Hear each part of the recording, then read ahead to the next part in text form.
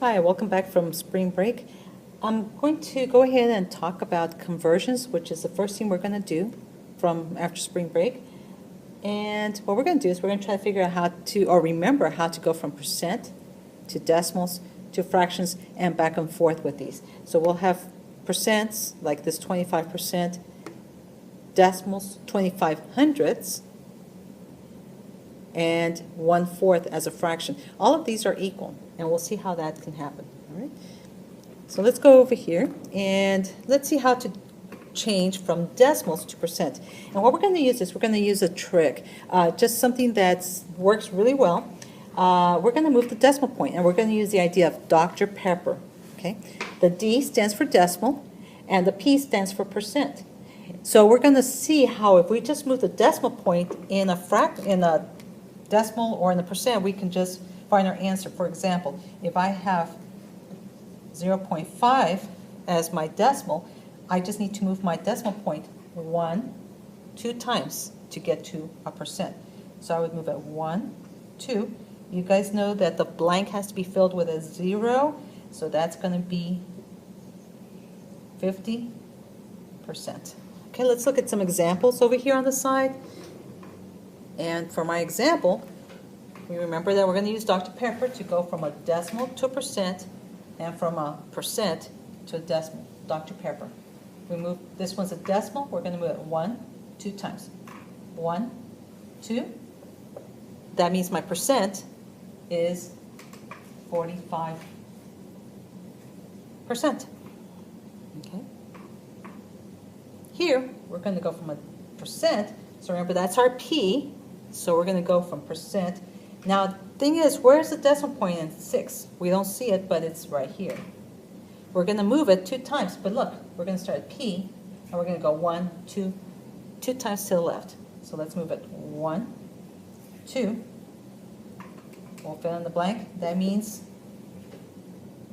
0.06, 6 hundredths. All right.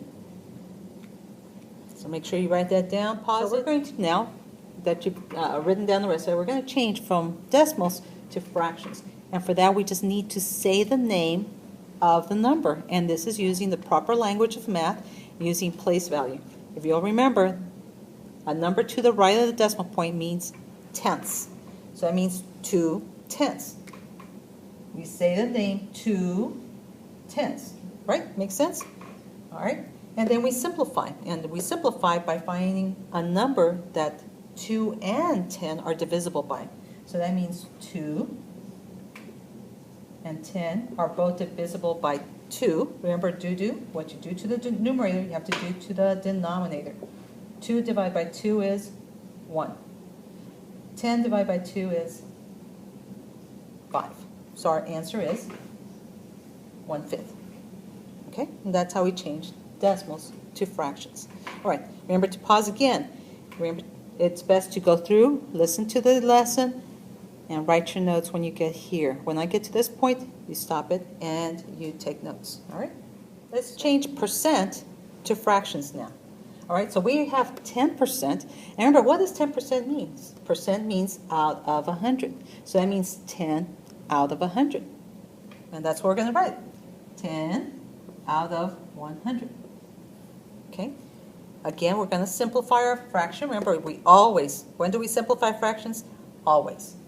Okay, so we simplify 10 out of 100. Common divisor is 10. 10 goes into 10 one time. 100 divided by 10 is 10. There's our fraction. But not least, we're going to change fractions into decimals and percents. So we have 2/5 right here. And what we're going to do is we're going to do what we've done all year, top in the box, and we're going to put the top, which is the 2, in our division box, so that becomes our dividend, and our divisor is going to be the 5.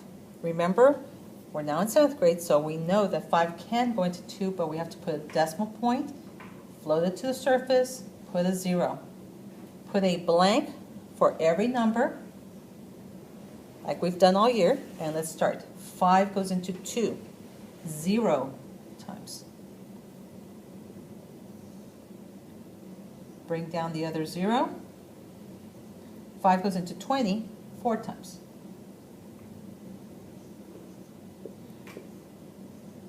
We don't have any more numbers left up in the dividend. We have nothing as far as the remainder goes, so our answer is 4/10. Okay, guys, make sure you write everything down.